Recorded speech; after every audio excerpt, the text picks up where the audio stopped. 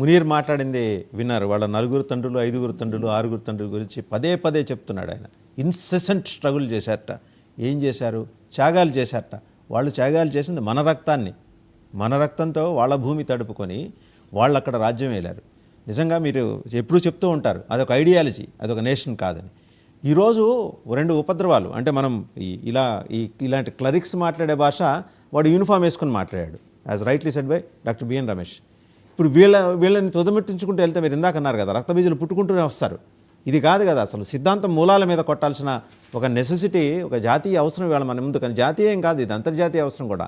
అమెరికాలో మద్రసాల్లో జరుగుతున్న ఉగ్రబోధన తర్వాత వాళ్ళు తీసుకున్న చర్యలు ఎలాంటివో మనం అలాంటివి వాళ్ళు మాట్లాడుకోవాల్సిన అవసరం ఉంది. అవునా కదా గిరిధర్ గారు? గిరిధర్ గారు వినిపిస్తోందా? గిరిధర్ గారు మళ్ళీ ఫ్రీజ్ అయింది. అండ్ అలాగే డాక్టర్ బిఎన్ రమేష్ గారు గవర్నమెంట్ ఆఫ్ పాకిస్తాన్ ఒక కాన్ఫిడెన్షియల్ ఇమీడియట్ రిలీజ్ అని చెప్పేసి ఒకటి రేడియోలాజికల్ సేఫ్టీ బులెటిన్ ఒకటి రిలీజ్ చేసిందండి. దాంట్లో subject confirmation of radiation leak at facility located in northern region చాలా స్పష్టంగా national radiological safety division NRSD confirms the detection of a radiation leak incident at licensed industrial radiological site located in the northern administrative zone. The event occurred on 11th May at approximately 24:55 hours అంటే early hours of around 1 AM అనుకోవచ్చు. During routine maintenance of radiological equipment used for non-destructive testing purpose. So వాళ్ళే confirm చేశారండి. ఏది radiation leak గురించి వాళ్ళే confirm చేశారు. Key details of the incident చెప్పారు, actions undertaken చెప్పారు. ఇప్పుడు ఈ పరిస్థితుల్లో వాడు బెదిరిస్తున్నాడు కదండి. వాడు అబ్బాసీ అని ఉంటాడు, వాళ్ళకి రైల్వే మినిస్టర్. చాలా కార్టూన్ క్యారెక్టర్లు ఉన్నాయి వాళ్ళ క్యాబినెట్లో. అబ్బాసీ ఒకడు, కవాజీ అని ఆయన డిఫెన్స్ మినిస్టర్ ఒకడు. వీళ్ళందరూ మాట్లాడుతుంటారు మా దగ్గర 120 ఉన్నాయి, 130 ఉన్నాయి స్ట్రాటజిక్ లొకేషన్. ఆ స్ట్రాటజిక్ లొకేషన్లో లీక్ వచ్చింది. ఈ పరిస్థితిలో ఇప్పుడు వాళ్ళు ఆల్రెడీ వీకెన్ అయిన తరుణంలో ఇంకా మనం ముందు వెనక ఆలోచించాల్సిన అవసరాలు ఏమైనా ఉన్నాయా? మనం ఇంకా ఆ సాఫ్ట్ పెడల్డ్ థియరీస్ని మాట్లాడుకుంటూ. రమేష్ గారు చాలా మంచి ప్రశ్న వేశారు. Again give me time to explain the answer. So at the end of the day మనం ఒక రెస్పాన్సిబుల్ స్టేట్. మనం వీ కెనాట్ కంపేర్. నేను ఎప్పుడు మొట్టమొదటి నుంచి నాకున్నటువంటి ప్రగాఢమైన విశ్వాసం ఏంటంటే you can only compare your self with America, nothing but America. వాళ్ళు మనలాగానే ఒక డెమోక్రటిక్ స్టేట్. ప్రతి 4 years 5 years కి ఇంకా మనకంటే కూడా వాళ్ళు వీక్. 4 years కి వాళ్ళ గవర్నమెంట్ మారుతుంది, మనం కనీసం 5 years అన్న ఉంటాం. కాబట్టి కంపేర్ చేసుకోవాలి. కానీ మనం మొజాంబిక్ తోటి ఒక్క నిమిషం ఆయన కనెక్ట్ అయినట్టున్నారు సార్. ఒక్క నిమిషం ఆయన హిల్ ఏరియాలో ఉండటం వల్ల సిగ్నల్. సార్ చెప్పండి. కొద్దిగా నాకు కన్సెషన్ ఇవ్వాలి, ఎందుకంటే నేను సిగ్నల్ ఉన్నప్పుడే మాట్లాడతాను, తర్వాత కట్ అయిపోతే మరి నాకు ఇబ్బందిగా ఉంది. ఓకే అండి, ఓకే మీరు మాట్లాడండి. మీ సిగ్నల్ కోసం వెయిట్ చేస్తున్నాం. అదే అంటే ఇప్పుడు నేను చెప్పిన అంశం చూడండి. మనకు రూల్ ఆఫ్ లా, కాన్స్టిట్యూషన్ తోటి మేము దీన్ని డీల్ చేస్తామన్నది అంతకంటే మోసం ఇంకోటి లేదు. ఈ చట్టం ఎవరిచ్చారు మనకి? కాన్స్టిట్యూషన్ 1935 ఇండియన్ కాన్స్టిట్యూషన్ బ్రిటిష్ వాళ్ళు పెట్టిన దాన్ని చిన్న చిన్న సవరణలు చేసుకొని మనకి దాన్ని అలాగే కంటిన్యూ చేస్తున్నాం. దీంట్లో ఉన్నటువంటి ప్రిన్సిపల్స్, పాలసీలు అన్ని బ్రిటిష్ వాళ్ళు మనల్ని అధీనంలో వాళ్ళ అధీనంలో ఉంచుకోవడానికి చేసినటువంటి చట్టాలు ఇవన్నీ. మీ పోలీస్ రూల్స్ కానీ, పోలీస్ యాక్ట్ కానీ, basic concepts. The right of violence is only with the state. ప్రభుత్వం దగ్గరే వైలెన్స్ అనేది మోనోపొలీ ఉండాలి అని యూరోపియన్ కాన్సెప్ట్. దానిని పక్కన పెట్టి అమెరికాలో 2nd Amendment తీసుకొచ్చి ఎవరైనా గన్నులు పెట్టుకోవచ్చు అని చెప్పి అమెరికాలో తీసుకొచ్చారు దానికి వ్యతిరేకంగా. కానీ మన మీద ఇది ఇంపోజ్ చేశారు. హిందువులని ఫస్ట్ వాళ్ళు కంప్లీట్ గా నిరస్త్రం చేశారు. మన దగ్గర అస్త్రాలు లేకుండా చేశారు. మన దగ్గర ఎవరు ఆయుధాలు పెట్టుకోవడానికి వీలు లేదని చెప్పి వాళ్ళు కంప్లీట్ గా డిస్మాంటిల్ చేశారు. కానీ ముస్లిమ్స్ దగ్గర ఉన్నాయి. రెండవది వీళ్ళు ఏం చేశారు? ఈ యొక్క డిస్మాంట్లింగ్ చేసిన తర్వాత హిందూ ముస్లిం కొట్టుకుంటుంటే కానీ వాళ్ళు తటస్థంగా ఉన్నారు.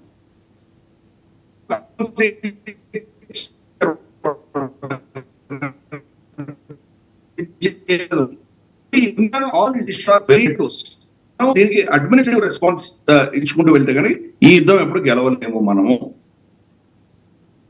రైట్. గిరిధర్ గారు వినబడుతుందండి? వినిపిస్తుంది, మాట్లాడండి. వినబడుతుందా? వినిపిస్తుంది సార్, మాట్లాడండి. సో కాబట్టి ఫస్ట్ మనం అర్థం చేసుకోవాల్సింది ఏంటంటే ఏదో రూల్ ఆఫ్ లా ప్రకారం మనం దీన్ని హ్యాండిల్ చేయాలి. దీని చట్ట ప్రకారం వీళ్ళని బాగా శిక్షిస్తేనో లేదా మనం దాన్ని బాగా పాటిస్తేనో దాన్ని బాగా ఇంప్లిమెంట్ చేస్తేనో మనకి దీనికి సొల్యూషన్ వస్తామో అనుకోవడం కంటే ఇంకొక మిథ్యం ఉండదు. ఈ చట్టాన్ని ఆల్రెడీ మనమే 100 సార్లు అమెండ్మెంట్ చేసుకున్నాం. కాబట్టి ఆ చట్టం అన్నది ఆ ప్రజలు అప్పటి అవసరాల ప్రకారం వాళ్ళు ఇచ్చుకునేటువంటి ఒక రూల్ బుక్, కానీ అది దాని వల్ల మీరు ఈ సివిలైజేషన్ మీద గెలవలేరు. మనకి ఇది అసలు భారతీయ కాన్స్టిట్యూషన్ కానే కాదు. ఇండియన్ కాన్స్టిట్యూషన్ ఉన్న దాంట్లో భారతీయత ఎక్కడ కూడా లేదు. ఇది అర్థం చేసుకోవాలి. మనం సాంస్కృతిక పరమైన యుద్ధం చేస్తున్నప్పుడు ఈ రోజు లవ్ జిహాద్ జరుగుతుంటే వాట్ ఈస్ అవర్ రెస్పాన్స్? 18 ఏళ్ళు దాటింది కాబట్టి ఆ అమ్మాయి స్వేచ్ఛ, దాన్ని ఏం చేయలేమని అంటున్నాం మనం. వాళ్ళు ఎవరో ఎవరైనా కనుక మన స్త్రీలను వాళ్ళు సతాయిస్తుంటే ఓన్లీ దాన్ని ఏదో టాక్స్ కింద చిన్న చిన్న కేసుల కింద వాడిని ఒక రోజు బెదిరిస్తాం, వాడు ఫైన్ తీసుకొని పంపించేస్తాం వాడిని. బట్ ఇది ఒక ప్యాటర్న్ ఉంది. ప్రతి దాంట్లో వాళ్ళు జిహాద్ చేస్తున్నారు. మీరు హలాల్, మీకు వెజిటబుల్స్ కి హలాల్ ఏంటండి నాకు అర్థం కాదు. మీకు కూరియర్ సర్వీసెస్ కి హలాల్ ఏంటండి? సో ప్రతిదానికి హలాల్ సర్టిఫికేట్ అన్నది ఒక ఎకనామిక్ జిహాద్ చేస్తున్నారు. దీని మీ రెస్పాన్స్ ఏంటి? ఓ ప్రైవేట్ ఆర్గనైజేషన్ ఏదో వాళ్ళు ఏదో సర్టిఫికేట్లు పెట్టుకుంటున్నారు, దానికి ప్రభుత్వం ఎందుకు జోక్యం చేసుకుంటుంది? This is your response. ఎందుకు ఇప్పుడు అసీం మునీర్ ఇచ్చిన స్టేట్మెంట్ కి భారతదేశం నుంచి రెస్పాన్స్ ఏముందండి? మేము we are separate nation, separate country అని అంటున్నప్పుడు మీ దగ్గర నుంచి రెస్పాన్స్ ఉందా? అతను చెప్పేది ఒప్పుకుంటున్నారా, ఒప్పుకోవట్లేదా? మీరు ఒప్పుకుంటే కనుక సరే, అది వేరే చెప్పండి. అవును, ముస్లింస్ హిందువులు వేరే అన్నారు అనుకోండి, ఇక్కడ ముస్లింస్ ఎందుకున్నారు మరి? సపోజ్ అది అతను చెప్పేది తప్పు అన్నారు అనుకోండి, ఎందుకు తప్పు ప్రూవ్ చేయండి. వసుదైవ కుటుంబమనో దానికి ఏం లాజిక్ ఇస్తారో ఇవ్వండి.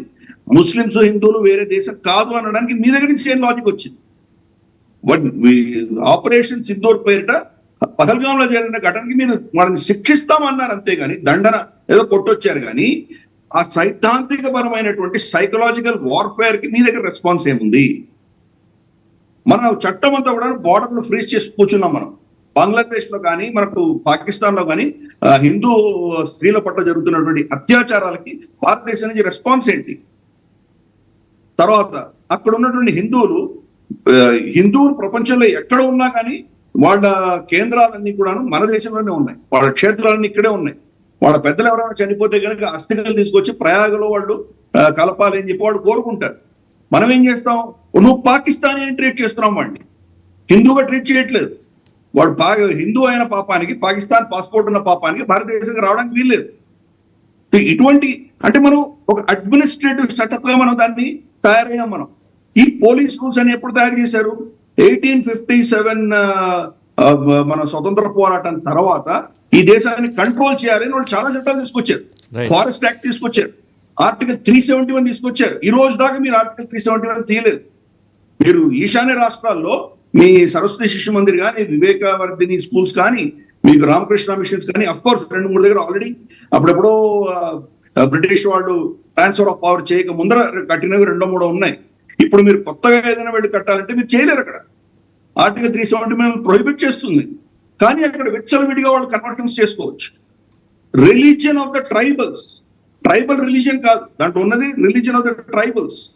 రిలీజియన్ ఆఫ్ ద ట్రైబల్స్ ఏంటి అక్కడ? ఇప్పుడు క్రిస్టియానిటీ. నికోబార్ ఐలాండ్స్ కి మీరు నేను వెళ్ళలేము పత్రి గారు, తెలుసా మీకు? మీరు ఎటువంటి పర్మిషన్ తెచ్చుకున్నా నికోబార్ ఐలాండ్స్ మీరు వెళ్ళలేరు. కానీ ఒక బ్రిటిష్ పాస్టర్ మాత్రం వెళ్ళొచ్చు అక్కడ. ఎందుకంటే నికోబార్ ఐలాండ్స్ అందరూ కూడా కన్వర్ట్ అయిపోయారు.